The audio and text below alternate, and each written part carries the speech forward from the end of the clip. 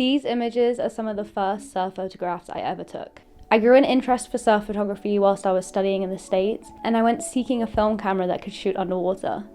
I wasn't really expecting one to exist, and then I found the Nikonos V, and I was hooked. This camera became my pride and joy and ended up traveling the world with me. It's been 10 years since then, and now I've upgraded to a digital housing. I recently wanted to retry my Nikonos V because I remember the joy that it brought me the first time. We're on our way to the beach, and I'm going to shoot with my Nikonos with some Kodak Gold 200.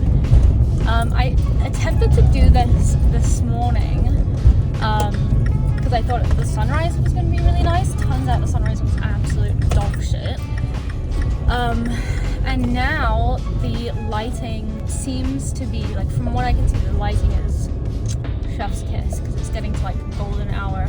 The sun is going to set soon. I procrastinated a little bit too long, so now I'm in a race to get there. But the waves were pretty good today, better than they have been for a while, so I'm hoping that there's going to be like a lot of surfers down there, and yeah, fingers crossed for some good pics.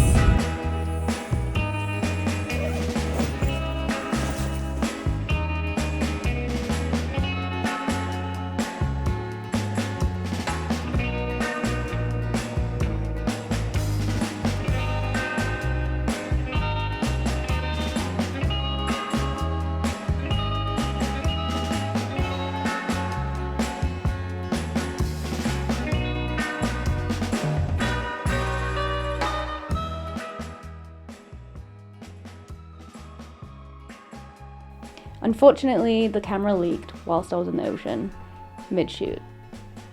So this video is a little ode to my Nikonos V, the camera that's been with me from the start.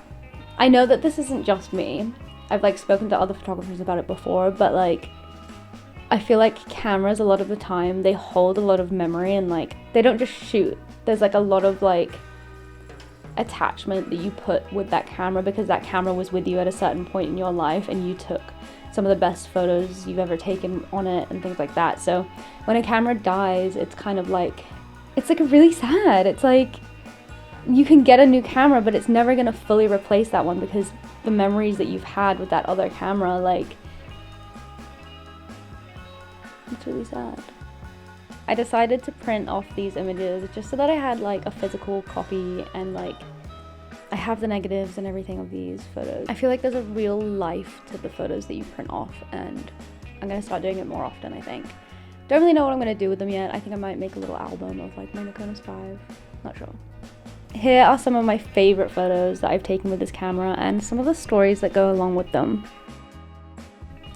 Because the Nikonos is waterproof, it's obviously a great camera to take in the snow, so I took it skiing with me. Similarly to surfing, it was super easy to just put in my backpack and bomb it down the hill, then to stop and take photos along the way. This image is one of my favorites just because of the way the ski lift frames the skier and creates such a weird perspective. This is another one of my favorites. I was skiing with my friend Anna and I had convinced her to go slightly off-piste as the powder was so good. I turned around to take a photo and she had fallen just as I snapped it, so you can only just make out her ski in the snow there and her zooming out of frame. I ended up breaking my wrist just moments after this. And it's not particularly a good image if you're looking from an artistic standpoint, but it's the perfect example of how an image can hold memories. This next batch of images are from all over the world. From a road trip in California where I slept in a van and picked up a surfer along the way.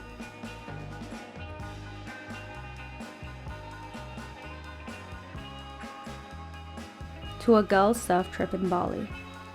This image is a favorite of mine. The wave breaking in the background with the offerings in the foreground, giving some context to the location. I really love the lens flare in this one. I think it makes you feel like you're in the water with us. I will end on this image taken in Hong Kong at a waterfall I've been going to since my childhood. These three people at the top are some of my best friends in the world. We jumped from the top of the waterfall and it's one of my fondest memories. I found that the Nikonos paired really well with the Ektar 100 and Portra 400, but like what doesn't pair well with these films, let's be honest. I was using this camera just beneath the surface, or like just on top of the surface, so I didn't really need like a higher a high ISO. I guess if you're going like deeper, you'd need a film that has a higher ISO. If I was to pass on a little knowledge with my time that I've spent with my Nikonos, I would just recommend maintaining it as best as you can. The O-rings need like lubricating quite often so that like sand and stuff doesn't get in there. And if sand does get in there, you're like cleaning it. Like maintenance is key. I think this camera basically sat under my bed for too long without me using it and like without me maintaining it. After every time you go in the ocean or like in a swimming pool, you have to wash it in clean water because seawater and chlorine, they just destroy camera gear. Even wetsuits. Rinse your wetsuits, guys. Rinse your fins, rinse your wetsuits. Because it eats away at stuff. Who knew salt was so deadly? Bonks. Bonky bonks. Another tip I would pass on for sure is like the range finder and the focus and the aperture change. Just try to like get a muscle memory with that and like remember which way is what, especially the focus one, because a lot of the time I would be like pushing it away when I thought that I was bringing it closer. Does that make any sense? Basically, I thought I was focusing it in the other way, in the other direction, because it's a rangefinder, you can't see the focus. It's a bit of a guessing game. You have to like do like, oh, that person's 1 meter away or like 2 meter away. And if you get to know which way you're turning the thing and which side you're turning, because the aperture and stuff is on the other side, helpful when you're in the water, because you can't keep going, what's that? What's it on? Mindful tips. Helpful tips. One of the things that I struggle with like as a surf photographer is I always want to surf as well, and I'm not the best surfer, but I really want to improve. But like I really struggle with being able to like, I have to choose whether I'm gonna go surf or I'm gonna go shoot. And so the Nikonos V was like perfect for me to just sling on my back, grab my surfboard and be able to like shoot and surf at the same time. Will I get a new Nikonos V? I don't think, as I said, I don't think anything could like fully replace my old Nikonos because of all the memories and things like that, but I think it's a definite real possibility. There are different models on the market, so I might try a different model. Anyway, that is all for today's video. Thank you for watching. Highly recommend getting the Nikonos V. I'd love to hear if you have any cameras that like really hold significant meaning to you and like why. You can let me know down in the comments or like drop me a message. Love to talk about camera gear, love to talk about cameras, love to talk about the connection that you have with your cameras and why. I don't know if I'm gonna keep the camera because it's just like keeping like a dead laptop that doesn't work. So I have to decide what to do with it. Maybe it's fixable.